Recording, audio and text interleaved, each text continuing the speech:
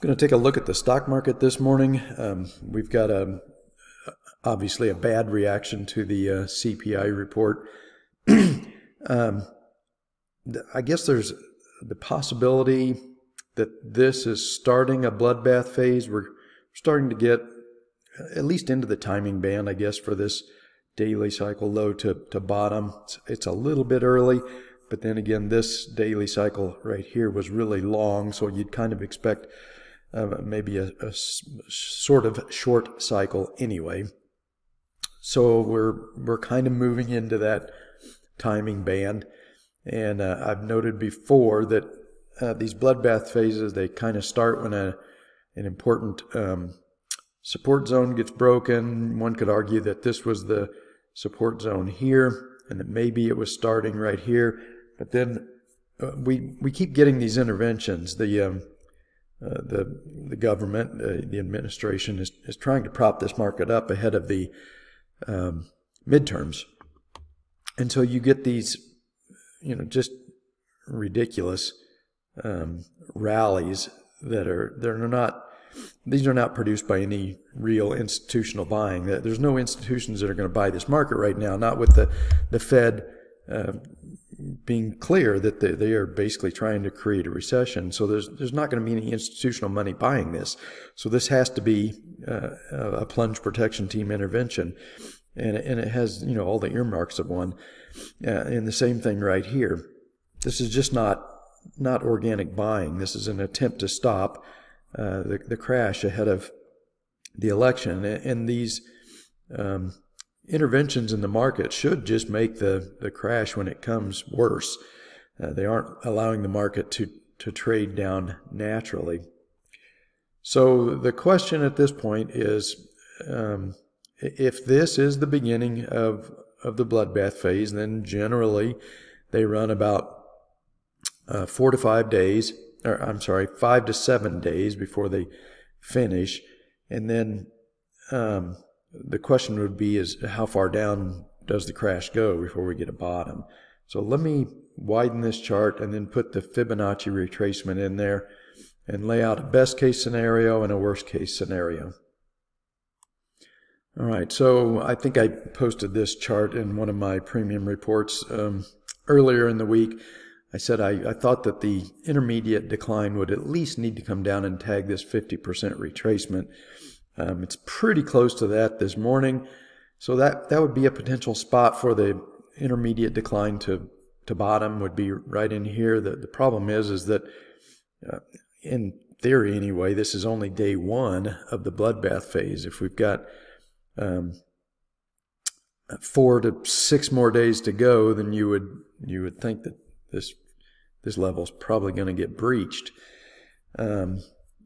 So I guess that would be the best case scenario, is that maybe we would bottom on this 50% retracement. But as I said, that seems a bit unlikely.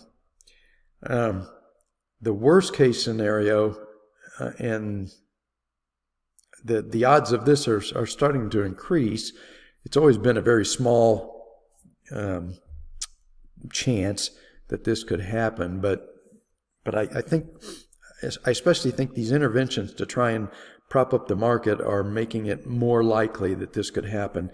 And that would be that we could get some kind of a 1980s type crash here, where the market just loses 10, 15, 20% in a matter of just a few days.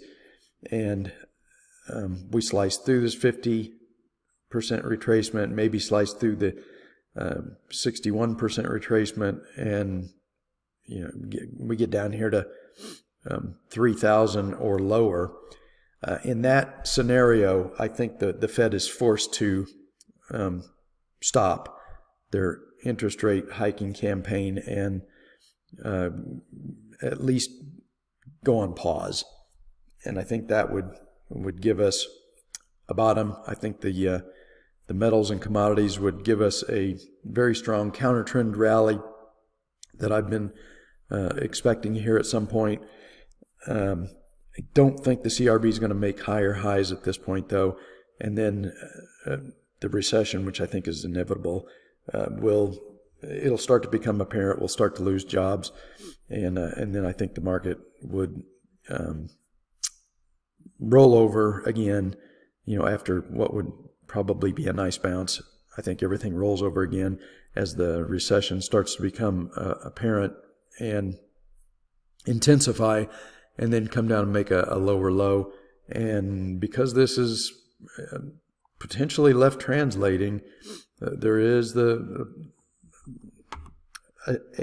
sort of strong possibility that this decline doesn't end until we break below the March 2020 low.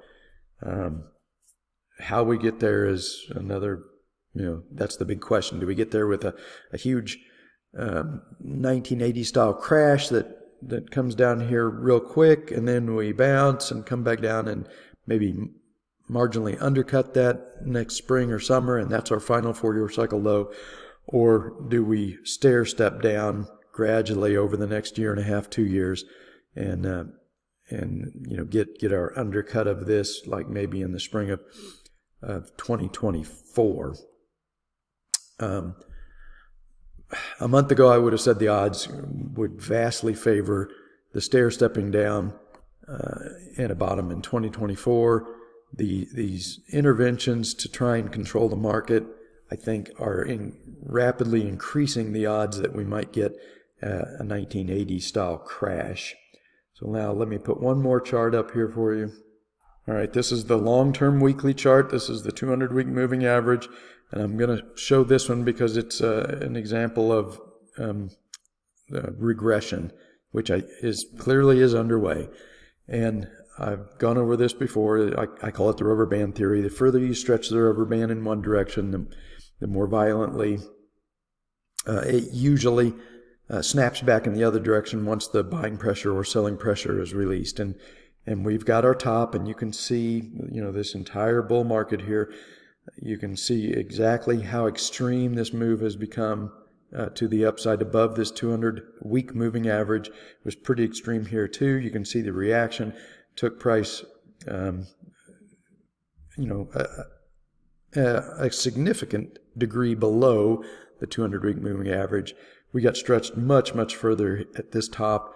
So the odds are that the selling pressure is going to continue until we get a corresponding degree move to the downside, which, as I have said, because this cycle is potentially left translating, that the odds are fairly high that we're going to go below this March low right here before this 4-year cycle decline is done.